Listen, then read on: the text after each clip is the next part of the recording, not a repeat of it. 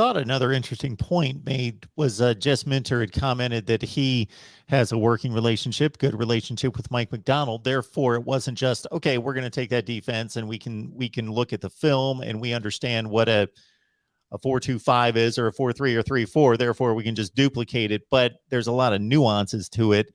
And they've got that working relationship that they could have several conversations to really understand and better transition the personnel and the scheme from 21 to 22.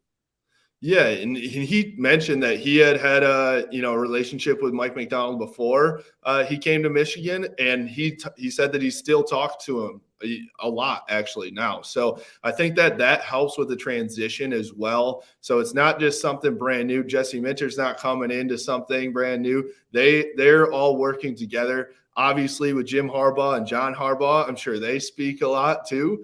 So I think that's a good thing for Michigan's defense, that it's not just going to be this brand new thing. There's not going to be a ton of turnover there. That's exciting for a lot of the fans to hear, because I think that, in Don Brown's defense, everyone was a little frustrated that it looked a lot like 1995, right? You're blitzing, you're playing hard-nosed football. As much as we like to see that, it's not what you're going up against in the year 2022. You're going up against high-powered offenses that are throwing the ball all over the place, specifically that team from Columbus. And one thing that Jesse Minter talked about is he went up against that in the SEC all the time. He went up against Lane Kiffin. Obviously they didn't do well against them because it's Vanderbilt, unfortunately. But he's seen those types of offenses, and he's excited to bring some of that from the SEC to the Big Ten. And I think for fans out there, it was very, very exciting to see Michigan have a balanced defense where you are bend but don't break. You are, that type of progressive defense now in the year 2022, and you're going to adapt to the team that you're playing each week instead of just, this is what we run and we're going to try and stop you. And then it's frustrating when you get beat and you feel like you don't have a plan B or a comeback or anything like that. Yeah, there's a mental side of the game. It's not, let's line up with our best athletes and that's good enough 9 or 10 times.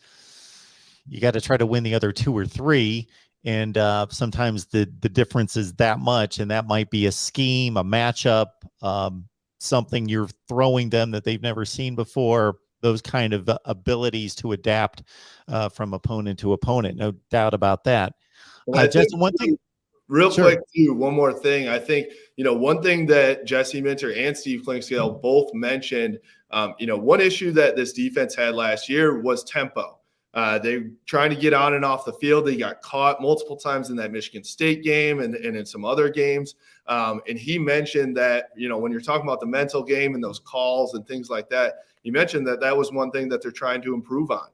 They're trying to improve on the verbiage, the terminology. How do we get one call that's one word out to 11 guys and it all means something for them? So that was something that was interesting to me. They're trying to, I wouldn't say dumb it down, but simplify it so that it's, in that game sequence when you're, transitioning from second to third down and you're trying to get guys on and off the field, how can they all get that, get that call and all get it in time for them to line up and still play football?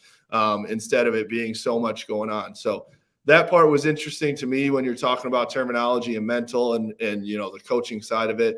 The other thing that was interesting is Steve Clinkscale talked about, I asked him specifically, what's the one thing this defense is trying to improve on?